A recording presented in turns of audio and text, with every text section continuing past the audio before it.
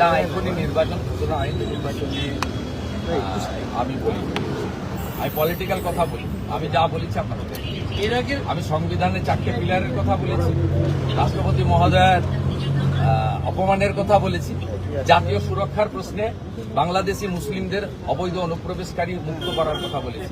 বাংলা বিপন্ন, 85% হিন্দু ছিল 51 সালে, এখন 65% হিন্দু হয়ে গেছে। এই মমতা যদি থাকে 41 সালে আমরা সংখ্যালঘু হয়ে যাব হিন্দু, আমাদেরকেও কাটবে হরগোবিন্দ দাস, চন্দন দাসের মতো। এই প্রশ্ন পশ্চিমবাংলার সবচেয়ে বড় জিনিস। কে এমএলএ হবে, কে মন্ত্রী হবে, কে হারবে, কে জিতবে বড় কথা নয়।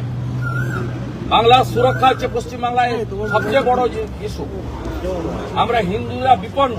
শ্রী চৈতন্য দেবের ভূমিতে, রামকৃষ্ণ দেবের ভূমিতে, স্বামী বিবেকানন্দের ভূমিতে, ইস্কন, ভারত সেবাশ্রম সংঘ, বেলুড় মঠ এবং আজকে এই জায়গায় দাঁড়িয়ে আমরা এই বিপন্নতা মেনে নিতে পারি না।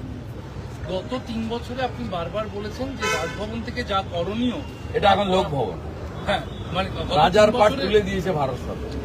গত 3 বছরে রাজ্যপালের যা যা করণীয় আপনি বলেছিলেন সঠিক পদক্ষেপ করা উচিত, যা করা হয়নি। সেই জায়গায় কি মনে হচ্ছে এখন close chapter, close chapter, past is past. DA আন্দোলনকারীরা ধর্মঘটে গেছেন, ব্যাপক সাড়া, ব্যাপক সাড়া।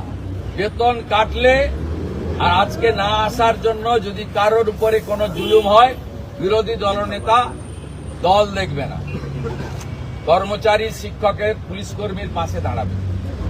আমরা বিজেপি সরকারে এলে 45 দিনের মধ্যে 7th পে কমিশনের টাকা দেব, এরিয়ার মিটিয়ে দেব সুপ্রিম কোর্টের উপরে, এবং 8th পে কমিশনের কমিটি করব।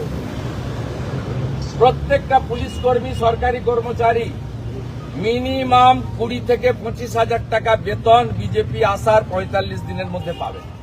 বেতন বৃদ্ধি হবে। এটা ঝাঁটিয়ে বিদায় করুন। নিরপেক্ষ আমাদের পক্ষে হওয়া দরকার। আপনারা ভোট নিতে যাবেন, আপনারা আইন শৃঙ্খলার দায়িত্বে থাকবেন, আপনারা ভোট গুনতে যাবেন।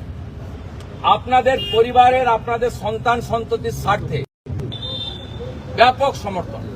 সমস্ত কর্মচারীদের, শিক্ষক, পুলিশ কর্মীদেরকে হ্যাটসঅ্যাপ জানাচ্ছি এবং তাদের এই লড়াই সফল। তৃণমূলের প্রতিনিধি দল দেখা করতে যাওয়ার জন্য বলেছিল রাষ্ট্রপতির সঙ্গে, কিন্তু ফের দ্বিতীয়বার তাদের আবেদন নাকচ করে দেওয়া হলো। হ্যাঁ বলুন। তৃণমূলের প্রতিনিধি দল রাষ্ট্রপতি দ্রৌপদী মুর্মুর সঙ্গে তৃণমূলের প্রতিনিধি দল দেখা করবার জন্য দ্বিতীয়বার আবেদন করেছিল, দ্বিতীয়বার আবেদনও নাকচ করে দেওয়া হলো। এটা রাষ্ট্রপতি মহোদয়ের সিদ্ধান্ত। তবে যে অপমানটা তৃণমূল সরকার করেছে তাতে আমার ব্যক্তিগত মত ঠিকই করেছে, এদের আর গুরুত্ব দেওয়ার দরকার নেই।